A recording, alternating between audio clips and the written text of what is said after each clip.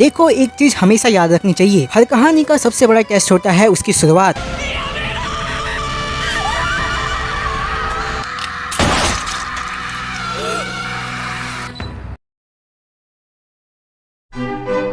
बात करते हैं इंडियन एनिमेशन टायो के ओपनिंग सीन के बारे में। अपने इस छोटे से ओपनिंग सीन में वो एक स्टेटमेंट देते हैं जिससे कि वो तुम्हें बता सके कि क्रिएटर्स को पता है कि वो क्या बना रहे हैं। लाइटनिंग, साउंड और फिल्मिंग के जरिए ये सीन हमें इंस्टेंटली एक मूड सेट क्रिएट करके देता है। लेकिन सबसे बड़ी बात, ये सिर्फ स्टोरी का स्टार्ट नहीं बल्कि एक प्रॉमिस है। प्रॉमिस की जो आगे आने वाला है वो इंगेजिंग, स्टाइलिश और केयरफुली क्राफ्टेड होगा। और इसीलिए मैं कहता हूँ कि ये ओपनिंग सिर्फ अच्छी नहीं बल्कि एक रियली नाइस स्टार्ट है।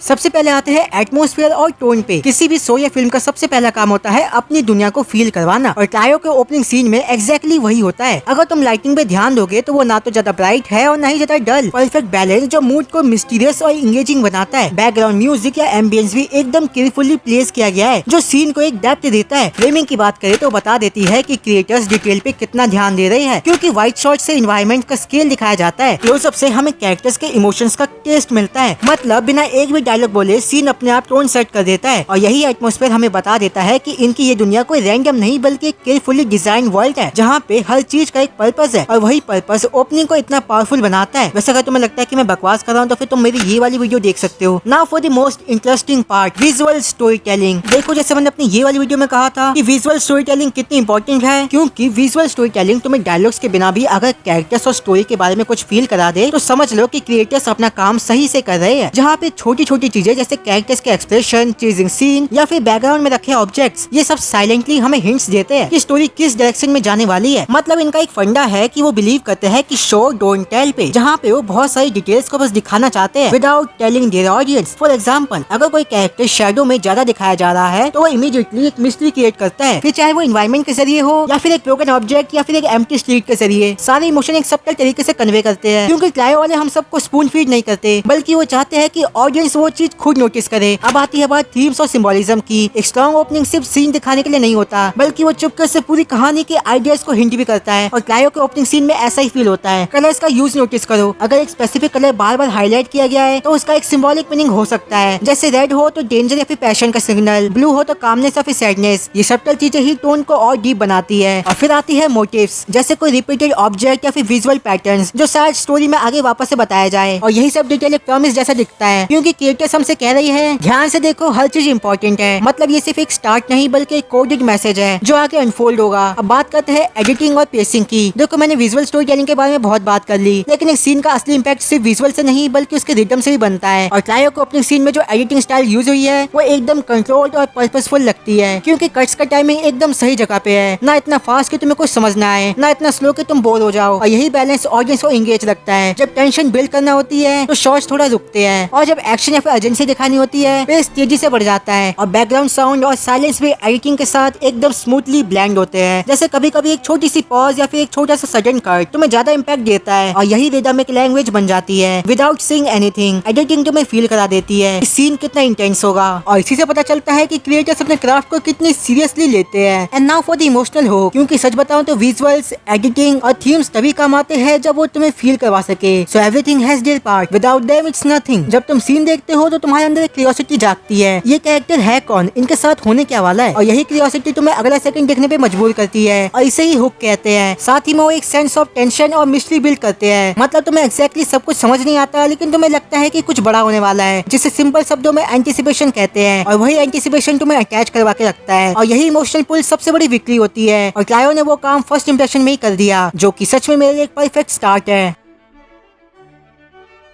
अगर तुम्हें डिगस से करके बाल हनुमान की वीडियो देखनी है तो फिर यहाँ पे क्लिक करो। मिलते अगले वीडियो में, तब तक के लिए बाय बाय।